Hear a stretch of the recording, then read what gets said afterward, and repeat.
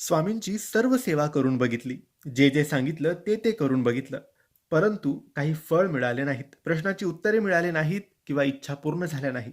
तर तुम्ही आता स्वामींचे हे 3 गुरुवार करून बघा. मनामध्ये विश्वास ठेवून, मनोभावाने, विश्वासाने आणि श्रद्धेने तुम्हाला हे 3 गुरुवार करायचे आहेत. हे 3 गुरुवार तुम्ही विश्वासाने, श्रद्धेने केले तर तुमच्या इच्छा पूर्ण नक्की होतील. स्वामी प्रसन्न नक्की होतील. तुम्हाला अनुभव नक्की येईल. मित्रांनो, फक्त 3 गुरुवार आणि तुमची प्रत्येक इच्छा पूर्ण होणारच. स्वामी समर्थांच्या कृपेने जीवनात चमत्कार घडतात. हा एक गुप्त व्रत आहे, जो श्रद्धेने केल्यास कोणतीही अडचण सुटते, मागितलेले मिळते.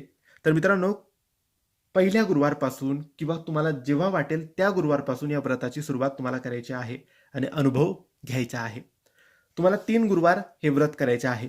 कोणत्याही गुरुवारी काही अडचण, सुतक किंवा काहीही प्रॉब्लेम आली, तर मग तुम्हाला नवीन 3 गुरुवार करावे लागतील. हे लक्षात ठेवा.